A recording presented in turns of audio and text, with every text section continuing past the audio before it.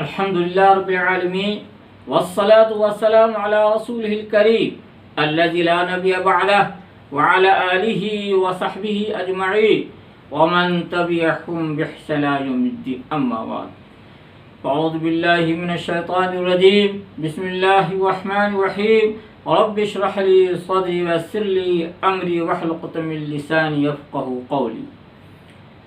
محترم ناظرین کرام اور میرے پیارے ماں و بہنوں اور میرے پیارے دینی اسلامی ایمانی بھائیوں، آج اس محفل کا عنوان ہے داڑھی منڈے کی امامت تراویح.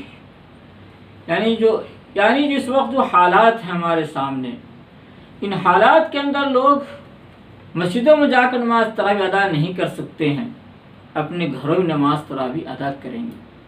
ظاہر سی بات ہے ہر گھر میں حافظ نہیں ہے، تو گھر کے افراد میں سے جن کو بھی جو بھی آیات یاد ہیں انہی کو دوہرا کر نماز تراویح پڑھ لیں گے. صورتحال یہ ہے چونکہ عام طور پر لوگ داڑھی رکھتے نہیں ہیں، داڑھی موڑتے ہیں، یا رکھتے بھی ہیں تو ایک مٹھ سے کم رکھتے ہیں. یہ عام وبا ہے. اب ان حالات کے اندر ایسے لوگ امامت کے لیے آگے بڑھیں جو گھر میں افراد ہیں بھی نہیں، اگر ہیں جن کو آیت کچھ یاد ہے، کچھ صورتیں یاد ہیں، یا تو وہ داڑھی سرے سے مونڈتے ہی ہیں یا پھر ایک مٹھ سے کم ہی رکھتے ہیں. ایسی صورت میں اگر وہ نماز تراویح کی امامت کریں تو کیا وہ کر سکتے ہیں اور امامت درست ہوگی؟ تو اس کا جواب یہ ہے کہ نفسی داڑھی کا مونڈنا حرام ہے، اور ایک مٹھ سے کم داڑھی کاٹنا یہ بھی حرام ہے. فقہاء نے لکھا یحرم علی الرجل قطع لحیتہ، یعنی ایک مٹھ سے کم داڑھی کو کاٹنا حرام ہے. دیکھیے در مختار مرد جلد 9 صفحہ 583. ظاہر سی بات جب داڑھی کا کاٹنا حرام ہوا تو مونڈنا بدرجہ اولا حرام ہوگا. اور داڑھی کا مونڈنا حرام اس لیے بھی ہے کہ حدیث شریف کے اندر آپ صلی اللہ علیہ وسلم نے داڑھی بڑھانے کا حکم فرمایا. حدیث کے الفاظ اوفوا اللحى، صحیح بخاری کتاب اللباس باب اعفاء اللحى، حدیث نمبر 5893. یعنی آپ صلی اللہ علیہ وسلم نے داڑھی کو بڑھانے کا حکم دیا. یہاں پر اوفوا اللحى، یہاں پر جو الفاظ آئے ہیں عفو اللحیہ، یہاں پر جو الفاظ آئے ہیں کہ داڑھی کو بڑھاؤ، یہ امر کا صیغہ ہے، اور اصول فقہ اصولی طور پر امر کی صیغہ وجوب کے لیے آتا ہے. معلوم ہوا داڑھی کو رکھنا واجب اور اس کا مونڈنا حرام. اس لیے ایسا شخص جو داڑھی کو مونڈتا ہے تو ایسا شخص شریعت کی نگاہ میں فاسق ہے.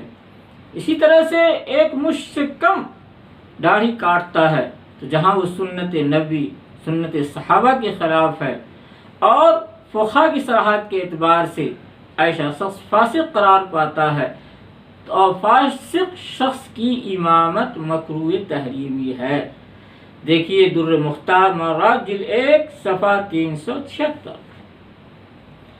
اس لیے داڑھی مونڈے حافظ کے پیچھے یا ایسے حافظ جو ایک مٹھ سے کم خشی داڑھی رکھتے ہوں ان کے پیچھے نماز تراویح مکروہ تحریمی یعنی کراہت تحریمی کے ساتھ ادا ہوگی.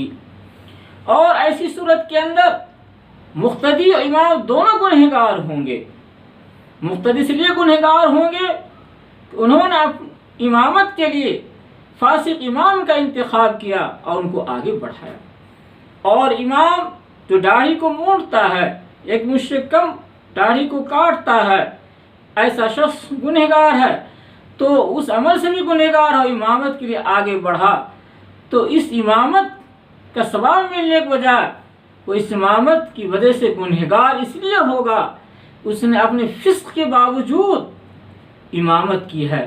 اور اللہ کے رسول صلی اللہ علیہ وسلم نے فاجر شخص کو امامت کرنے سے منع فرمایا ہے. حدیث کے الفاظ ہیں لا یؤم فاجر مؤمنا، سنن ابن ماجہ جلد 1 صفحہ 77. تو بہرحال اصولی طور پر فاسق شخص کی امامت مکروہ تحریمی ہے. لہذا ایسے حافظ کے پیچھے تراویح کہ نماز پڑھنا باعث گناہ مکروہ تحریمی اور امام مختصر سب گنہگار ہوں گے۔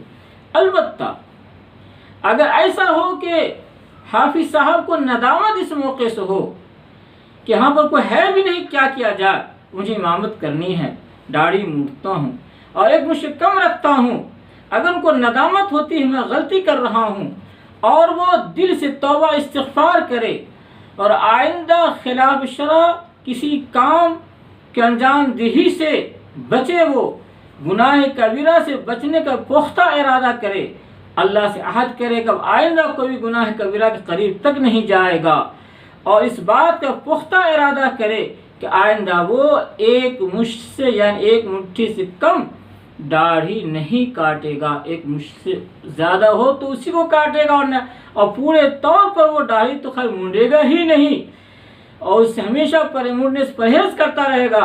اس طرح کا مکمل طور پر اللہ تعالیٰ سے معاہدہ کرے اور صدق دل سے معاہدہ کرے اور اس بات کا پورا عہد کرے کہ آئندہ میں داڑھی کو چھوڑ دوں گا اور نہیں کاٹوں گا، ایک مجھ سے زیادہ ایک مجھ سے کم داڑھی نہیں کاٹوں گا، تو ایسی صورت کے اندر اس کی امامت بلا کراہت درست ہو جائے گی، کیوں حدیث شریف کے اندر آیا ہے التائب کمن لا ذنب لہ۔ ابن ماجہ کتاب الزہد باب ذکر التوبۃ حدیث نمبر 4250۔ تو آپ صلی اللہ علیہ وسلم فرمایا التائب کمن لا ذنب لہ، توبہ کرنے والا ایسا ہی ہے جیسا اس نے کوئی گناہ ہی نہیں کیا۔ تو ایسی صورت کے اندر اگر اس طرح کی توبہ استغفار وہ کر لیتا ہے صدق دل سے اور پھر امامت کرتا ہے تو انشاءاللہ وہ بھی گنہگار نہیں ہوگا اور ان کے پیچھے پڑھنے والے گنہگار نہیں ہوں گے، سب کی نماز بلا کراہت درست اور صحیح ہوگی۔ اللہ تعالیٰ سے دعا ہے اس رمضان مبارک کے اندر ہم سب کو صدق دل سے توبہ استغفار کرنے کی توفیق عطا فرمائے، مزید قدردانی کی بھی توفیق عطا فرمائے، اچھے مبارک لمحات سے فائدہ اٹھانے کی توفیق عطا فرمائے۔ وآخر دعوانا الحمدللہ رب العالمین۔